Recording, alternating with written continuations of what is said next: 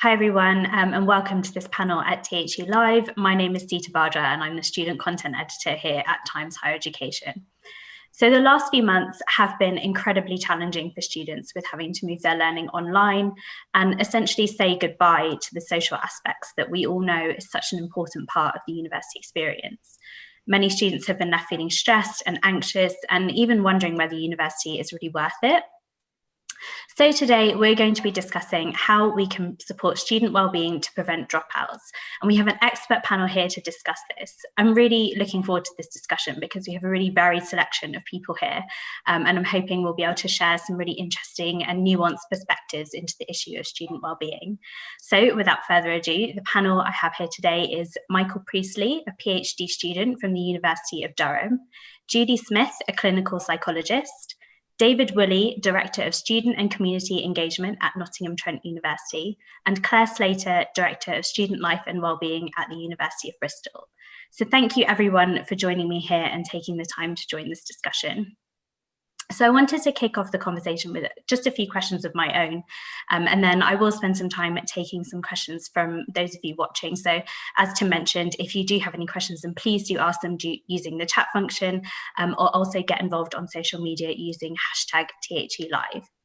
So my first question to the panel as a whole is, given the fact that so many universities have had to shift their services and their teaching and a lot of things online, and students are just having less contact with lecturers and with tutors and also with each other, how can university support services ensure that students still feel connected and know where to turn if there's anything that they're concerned about? And Claire, I wonder if we can start with you on that first, and you could perhaps talk about some of the things that you've been doing in Bristol.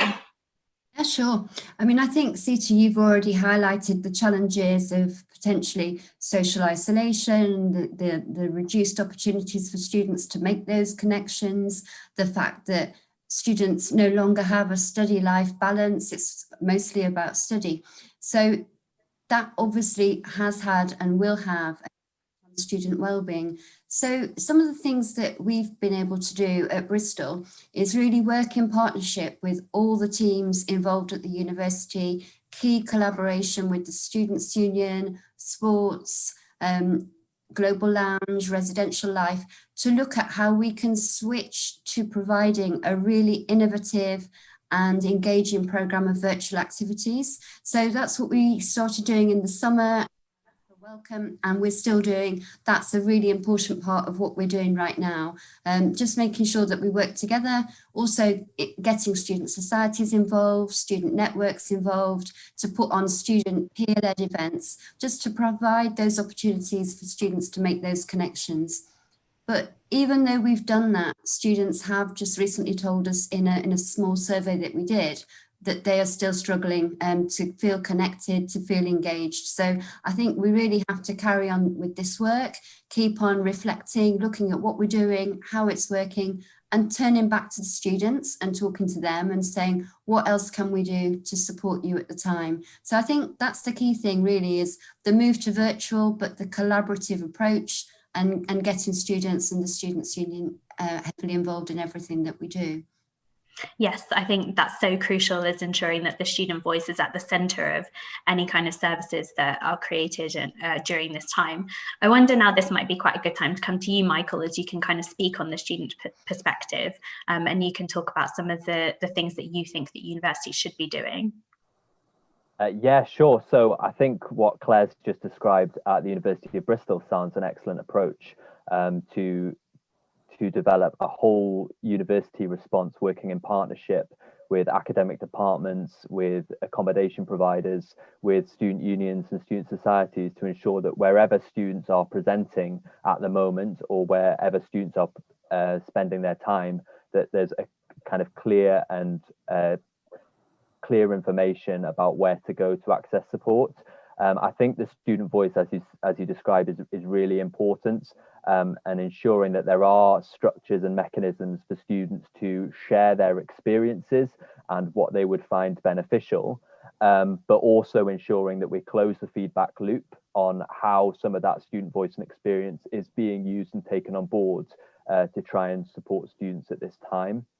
My perspective at the moment comes from a collegiate university, and I think there's obviously it's not a quick fix, but there's some lessons to be learned perhaps about what the collegiate structures can offer in terms of, as Claire described, a really good mechanism for already at the university for building some of these relationships and connections with the student community, but also between support services and academic departments, and providing a good mechanism to mediate between the student and the university. Great, thank you. And David, now over to you. I wonder if you could talk a little bit about some of the services and things that have been going on at Nottingham Trent University. Sure. Well, I would endorse the comments of previous two speakers, absolutely. Although I think it's important to note that it's not just online provision. We are allowed to do blended provision, and the physical provision is very important in that, and shouldn't be forgotten, and provide the solution to a lot of the challenges we're now facing. But a lot of it has gone online, obviously. The way NTU have addressed that problem is really twofold. We have for a number of years, we did increase this year the amount of work we do in empowering the students. We're quite a large university. We took in 10,000 students this year. So a lot of work has gone on to empowering the students with resilience and agency workshops, a peer mentoring scheme, goal setting workshops, that sort of thing.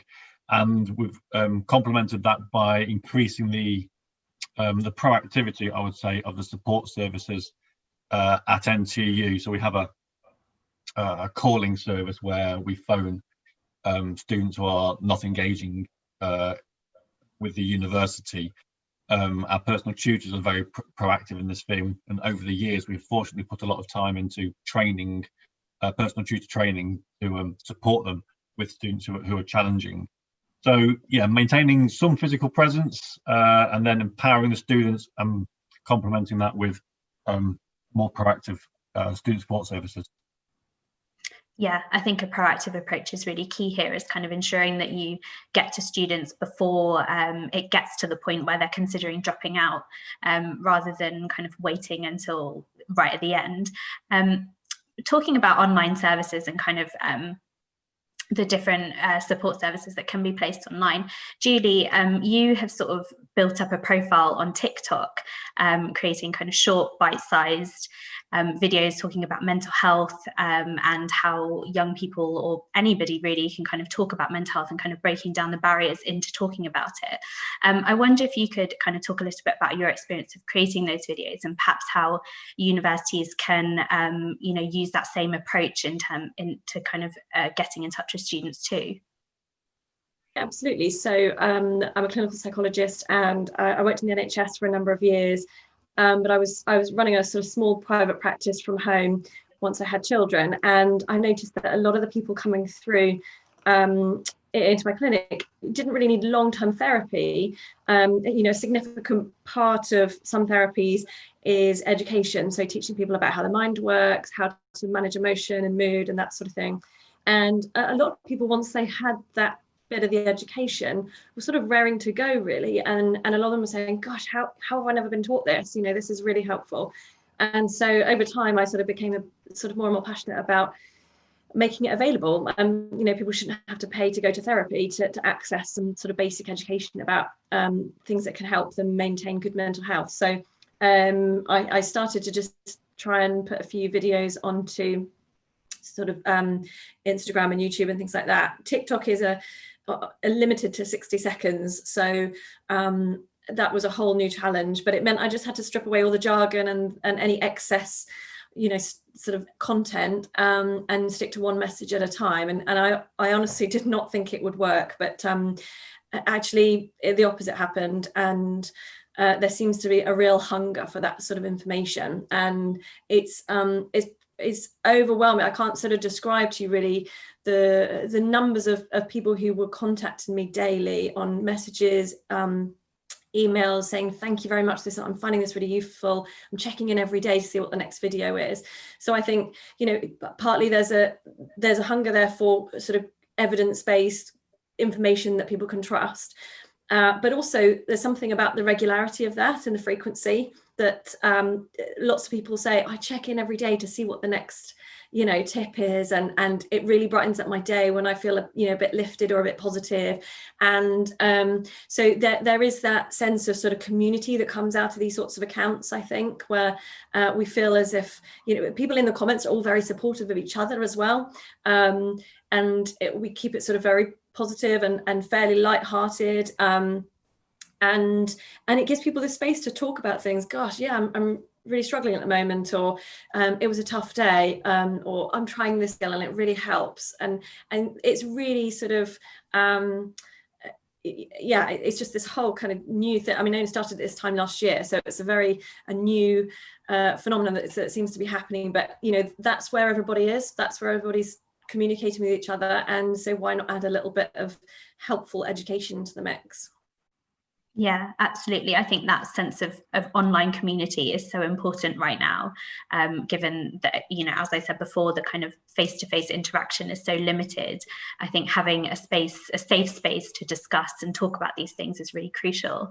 Claire and David, I wonder if you could talk about, if you have at all, any kind of social media initiatives that you have used in terms of reaching out to students. Claire, perhaps we can start with you. Yeah, I mean, we're quite lucky.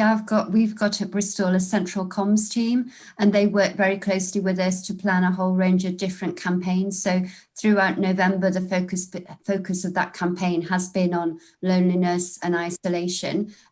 Really interested to hear about your TikTok experience, Julie. We haven't gone down that route yet, but you know, we use Instagram. We get students to write blogs.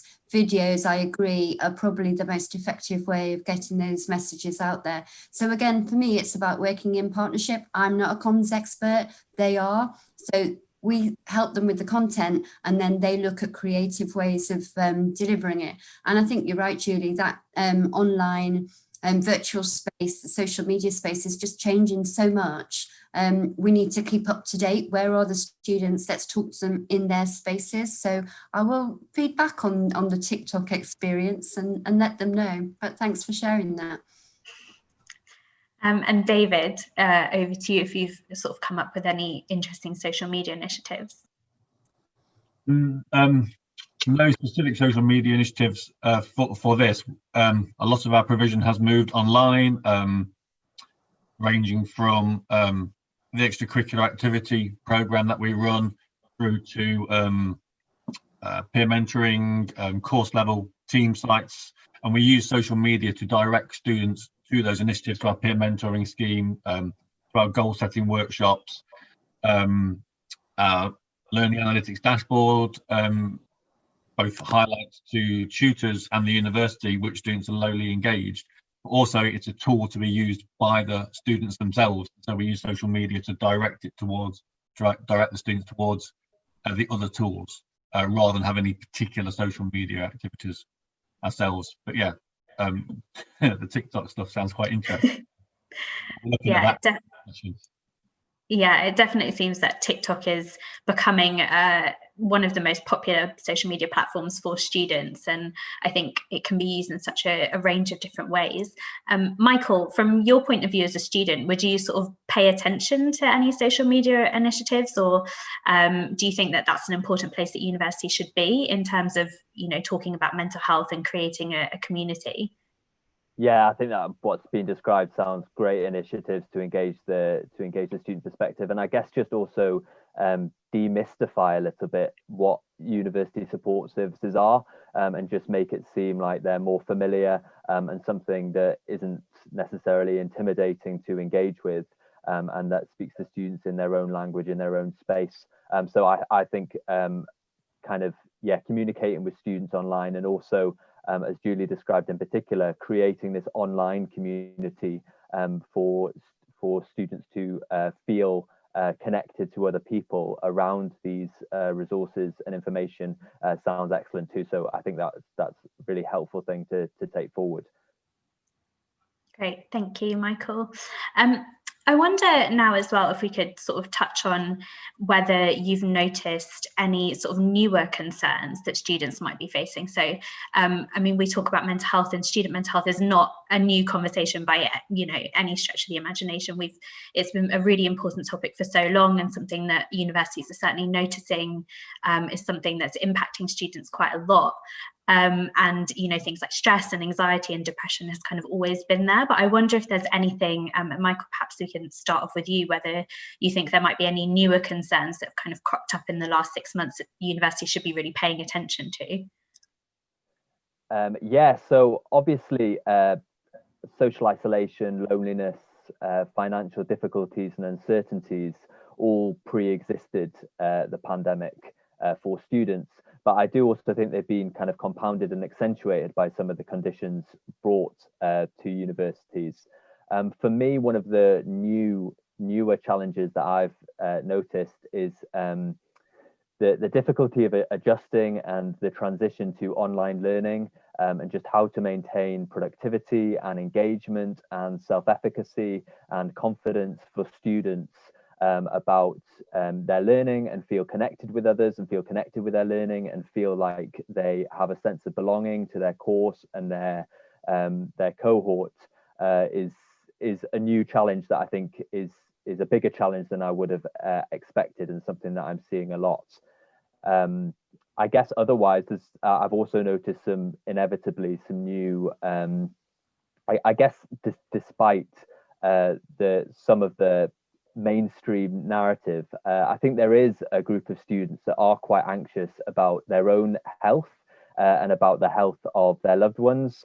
And this can create anxiety and worry, but also potentially conflict on campus too, if there's other students that perhaps aren't necessarily taking the rules and regulations so seriously, and then you've got other students that are really worried about it.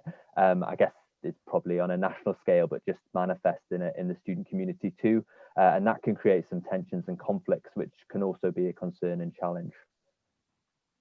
Yes, absolutely. I think the kind of varied approaches and perspectives into how, you know, seriously students are taking the pandemic can certainly, I can imagine, cause some anxieties amongst the student population. Claire, I wonder if you could weigh in on this and mention if there's any newer concerns that you've noticed. Yeah, I mean, I'd agree with Michael really that a lot of the concerns that we are seeing were there already, but they have been exacerbated. I think we've already talked about it. It is the loneliness, the isolation, and for me, it is really these gaps in students' timetables. You know, they've got limited hours of engagement, whether it's face-to-face or online, limited opportunities to do much else. So what do they do in those gaps? That has an impact.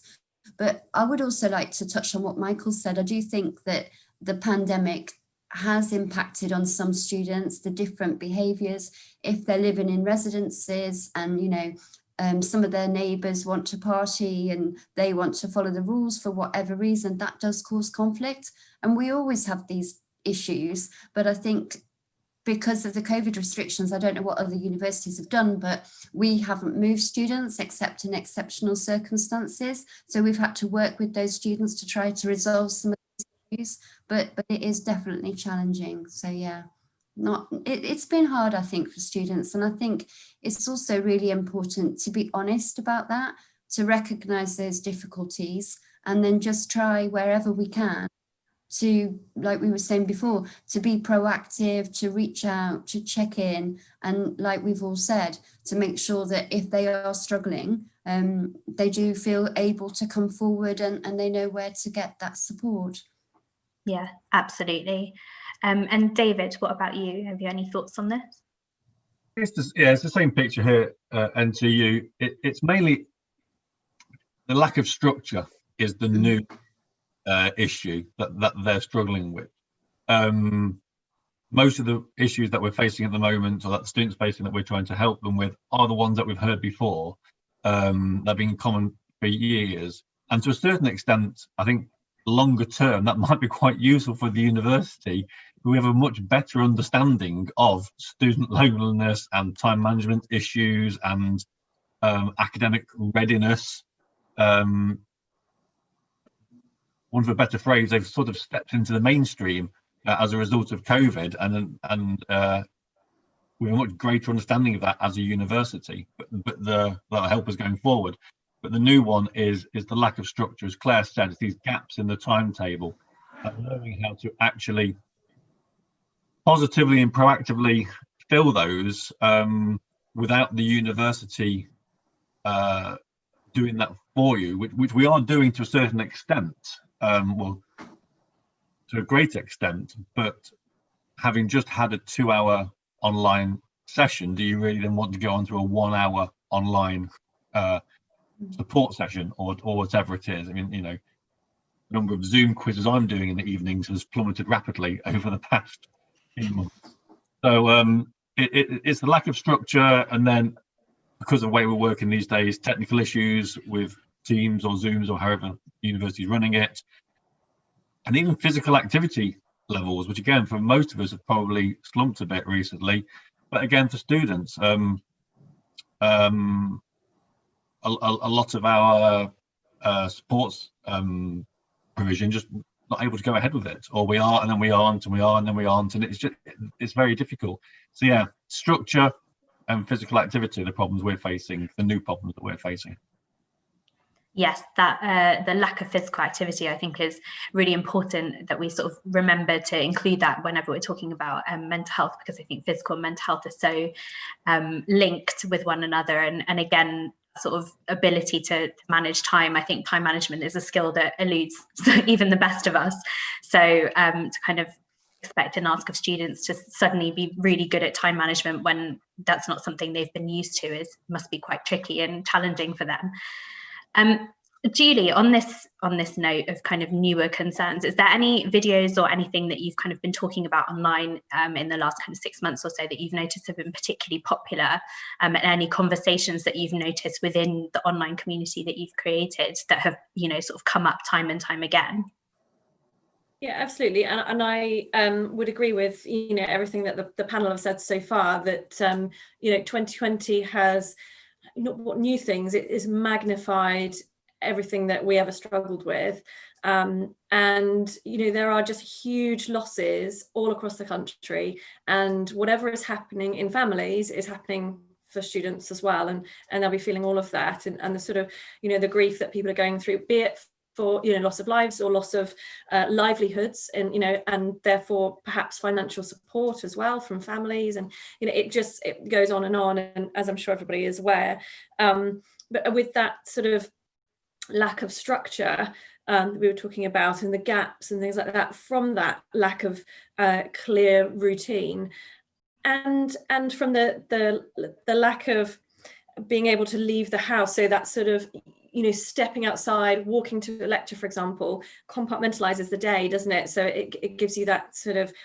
energy boost and that sort of sense of vitality.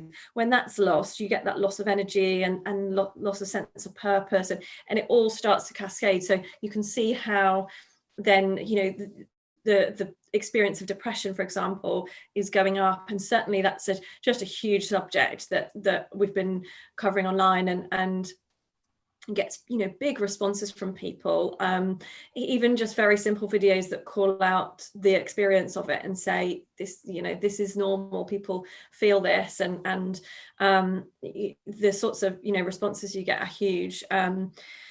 Again, anxiety is another one. I was talking recently on Radio 1 about loneliness and how much younger people are struggling with loneliness. And even though we kind of assume that they are the most connected generation because they're all online and on social media, but when we talk about the antidote to loneliness, it's not just about, you know, sending someone a message, it's about good quality human connection.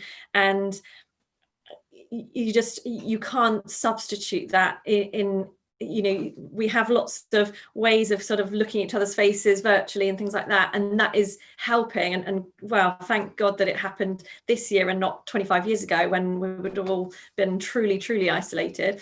But you know, that sort of loneliness subject has come up a lot, and we've been trying to sort of put out just little tips about how to counteract it, and it's not rocket science. It's sometimes just things that people need to be reminded of, because when you're in that slump and you're feeling low and you've lost your routine and you've lost your kind of sense of motivation to get up out of bed when you can just grab the laptop and sit there, then it's just that tip to say, remember how much it impacts your mental health if you go for a 10-minute walk before you start studying in the morning. And giving them a little bit of the science of, the research says this makes a massive difference to your health. So go try it for a week and then come back and let me know how you get on. And just those little things that I agree with David about, I think it's maybe not that the universities have to provide everything and have everything on Zoom. It's just reminding each other, isn't it, that it helps to go out for a walk at lunchtime, because in the winter, if you go for days and days without leaving the house, you're not getting enough sunlight, and that's going to influence your circadian rhythm, which is going to impact on your sleep, which is going to impact on your mood. And sometimes then people go, oh yeah, okay, I'm going to try it this week, and it just makes that little bit of difference. So, be it just really kind of sharing all the education and the information we have about what keeps us healthy, I think is just a huge weapon we have right now against sort of mental health problems. Yeah, that little friendly reminder to get out for 10 minutes a day. You might not feel like doing it. You might just, as you say, prefer to kind of sit and watch TV or, whatever. But the impact that it can have on just, getting out and doing something different for 10 minutes can really boost your mood. Another thing that I think is quite important to touch on here is to talk about the different groups of students that we have. So ensuring that, say, international students are supported, or PhD students. I mean, it's very important to remember that there is not a one-size-fits-all approach to any kind of support service for students. So David, I wonder if this is something that you can talk about to kind of, how we can kind of ensure that as many different types of students as possible are supported. Yeah, so I've got really two answers to this. I'll talk about the one, first of all, talk about the main one that I guess NTU focuses on. So we focus on the importance of engagement. We have a learning analytics dashboard which monitors the digital footprint of all of our students, and we translate that into a daily engagement rating for each student. And the correlation between high engagement and success and low engagement and subsequent progression through the course or degree attainment is very strong, very strong. So what we focus on is those students who are lowly engaged. Now, the usual groups, the low socioeconomic or the international, or your usual target groups are overly represented in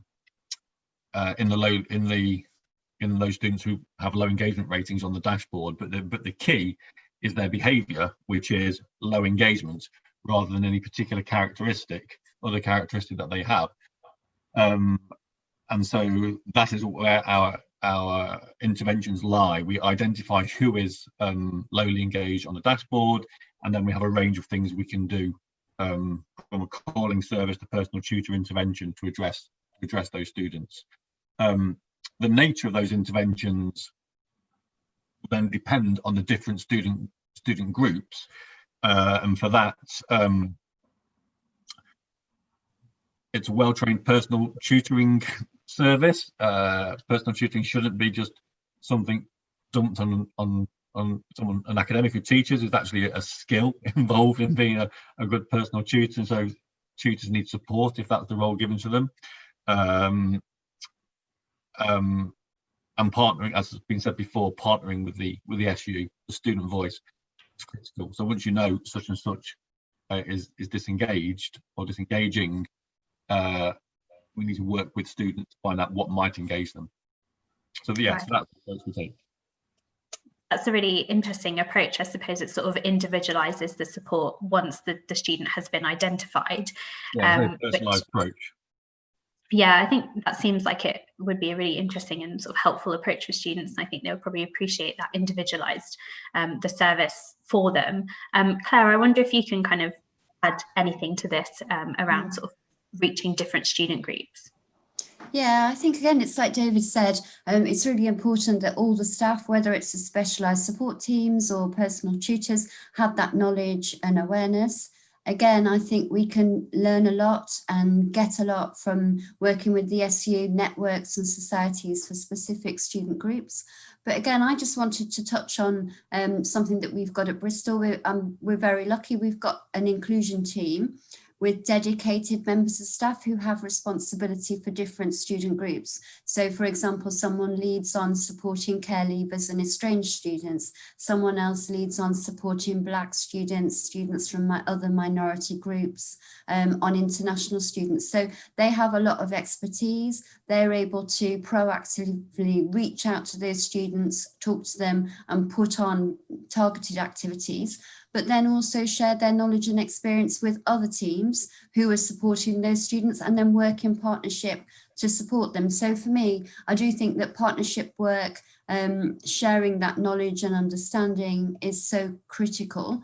And then also maybe some flexibility, because I wanted to go back to what Michael said about, you know, some students impacted by COVID than others and, you know, very nervous, very anxious. So something that we offered this year was actually the option, if students wanted to come to Bristol and study, or to study remotely from home. And so we've got quite a large percentage of students, both home and international students, who at the moment are still studying online, but they've got the option maybe to come in January or later that they can change. So they're having that offer, but it's not as blended as everyone else, unfortunately, but that's a choice that they made. But even so, the full range of support and activities is there available to them virtually.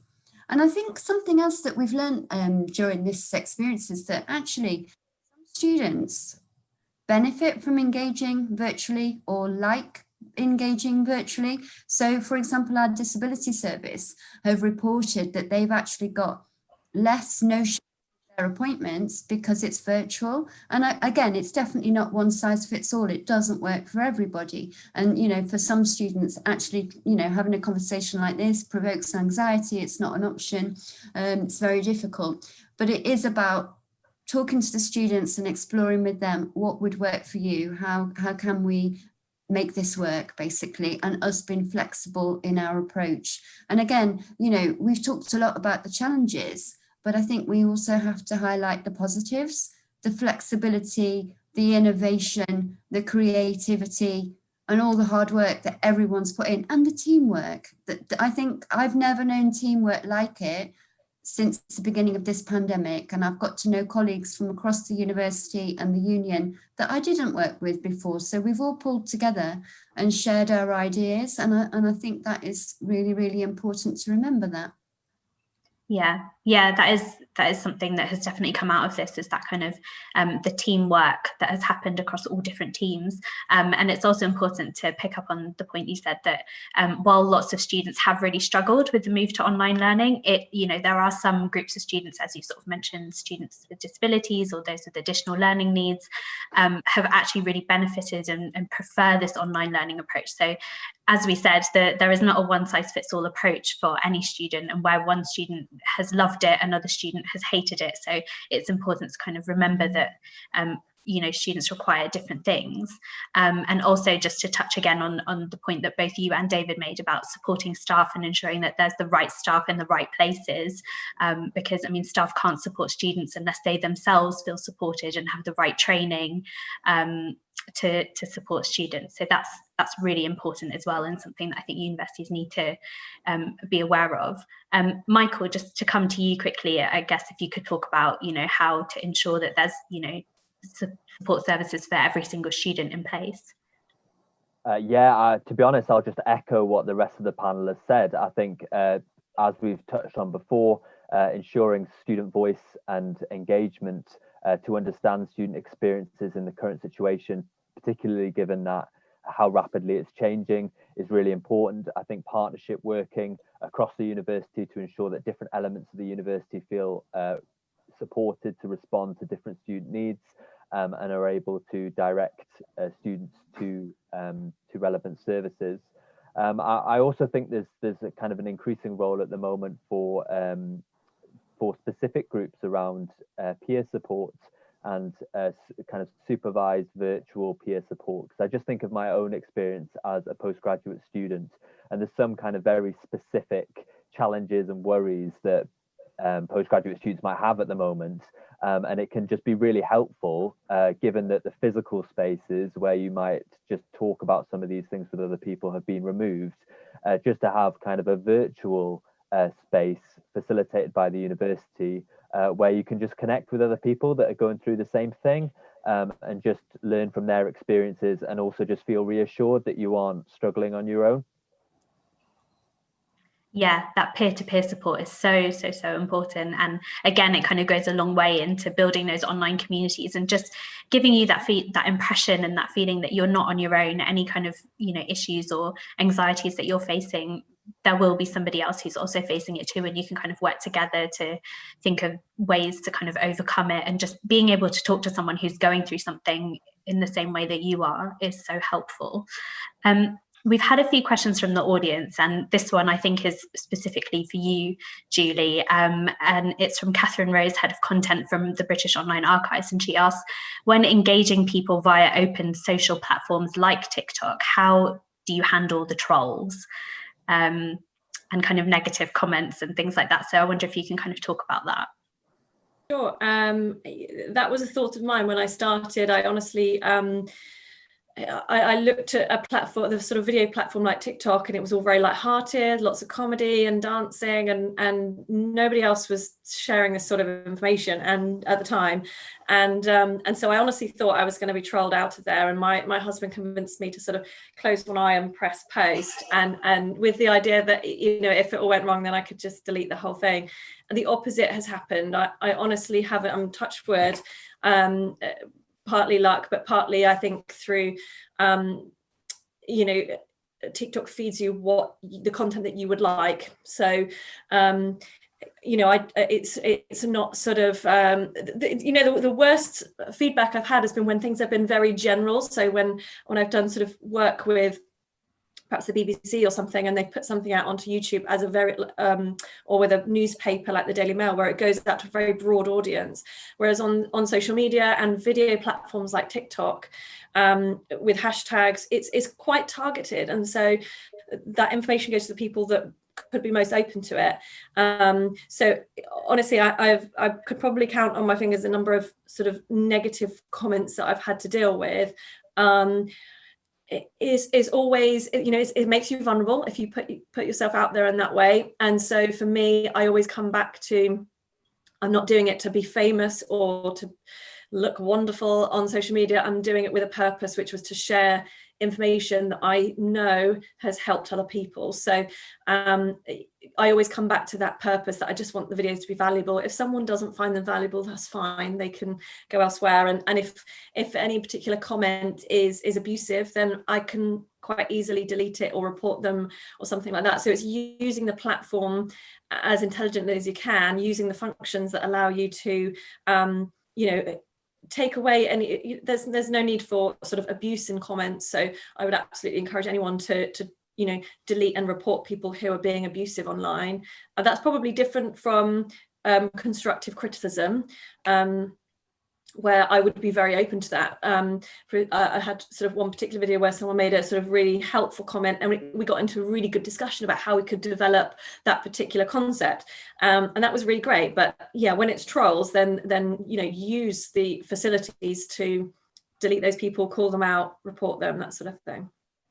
Yeah, I think knowing your purpose and why you're creating those videos is such a good motivator to kind of overcome any negative comments that you might get.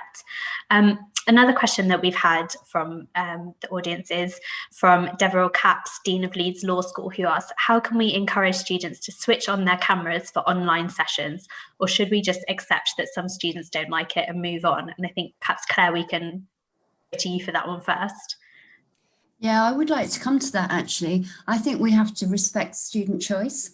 If they don't want to put on their camera, there's a reason for it. I know it's hard when you can't see people. I always prefer to have the camera on, but you know, sometimes it's exhausting to have the camera on. But then other people, you know, they might not want to share where they are right now with their classmates. They might feel more comfortable just chilling in the PJs or whatever. And, you know, it's one of my colleagues actually made some negative, oh, so-and-so seems to spend all their time sat on. Well, maybe that's the only space that they've got in their student room. And actually, I'll make a confession. I did all my studying sat on my bed, and occasionally sit on my bed doing meetings as well, but don't turn my camera on. So, you know, it's about choice and flexibility. I don't think we should force anything. It's a weird environment that we're in.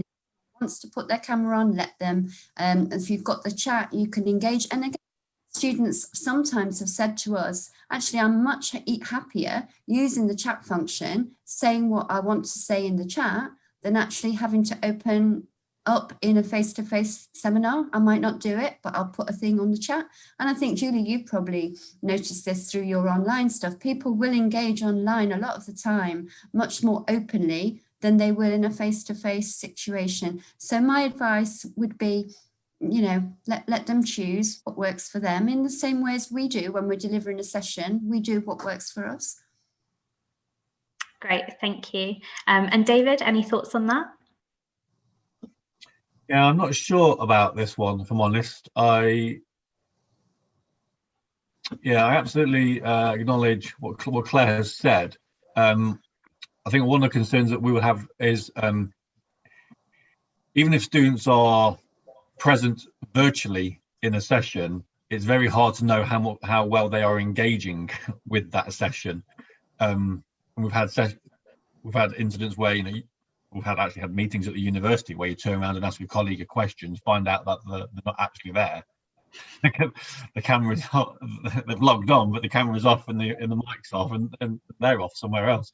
So I do think there is an issue about how well students engage when they're online, and I do think it is challenging for the tutors to deliver sessions. I think we've all done it, sort of doing it now, absolutely no idea who's looking at you, how many people there are, how well they're engaging with what you're saying, that sort of thing.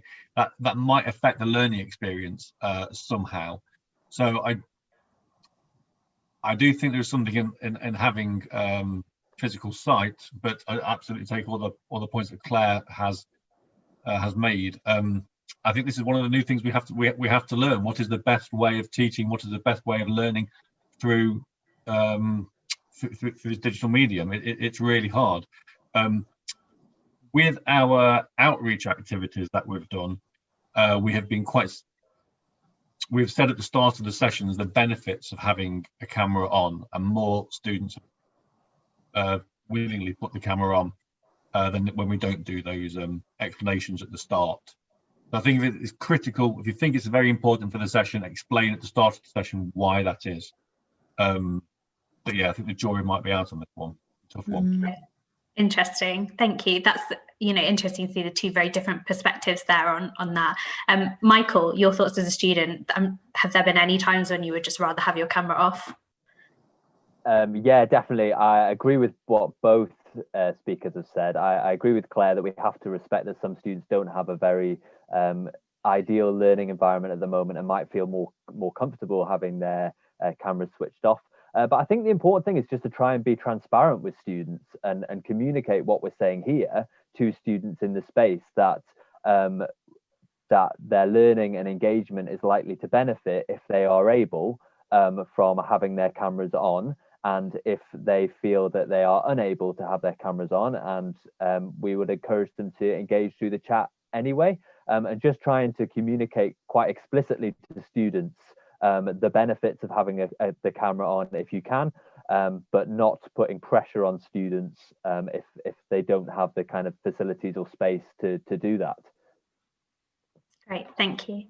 Yes, Claire, did you I think also we have to think as well, don't we, about the economic situation of students, or maybe even the Wi-Fi connection. So we've all been in meetings, haven't we, when the signal's been really poor for whatever reason, and we've had to turn our cameras off. So, you know, there's multiple reasons, aren't there, why someone might want to turn off their camera, but... Yeah, absolutely. That's a very important point to consider. So thank you for adding that. we have about just a few minutes left, and I've got one final question from the audience. So very, very quickly, the question is, Nick Dalton from Northumbria University asks, NTU, Bristol and Durham have historically had lower non-continuation rates. What fundamental piece of advice would you give to those universities with much higher rates? So David, let's go to you for that one first.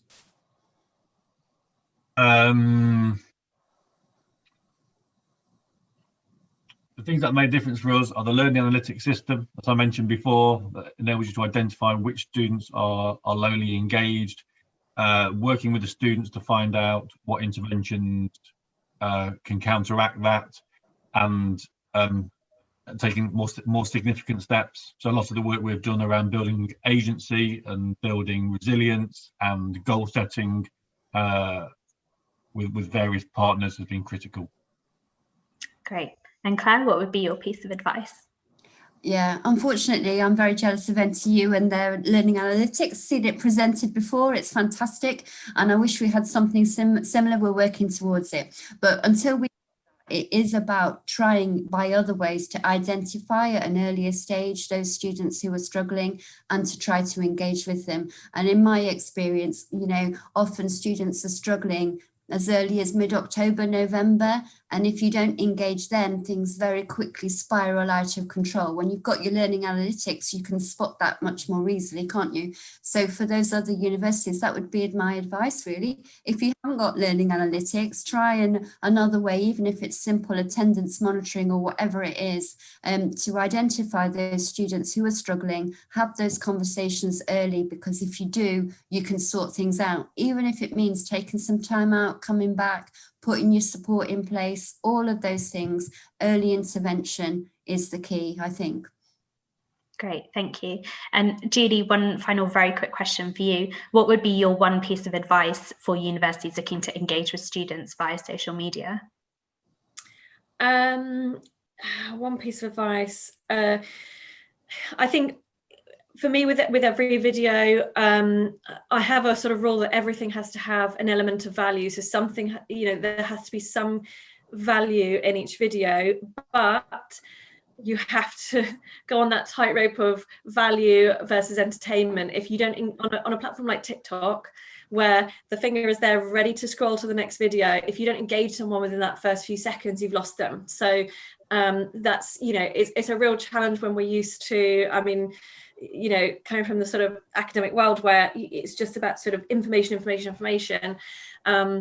translating that and making it accessible in some way is a huge challenge, but a really brilliant creative one, because when you get it and you know you've engaged people, then you've got their attention and you can slip in a bit of education as well. So yeah, I think it's those two things, is balancing that and just having a go.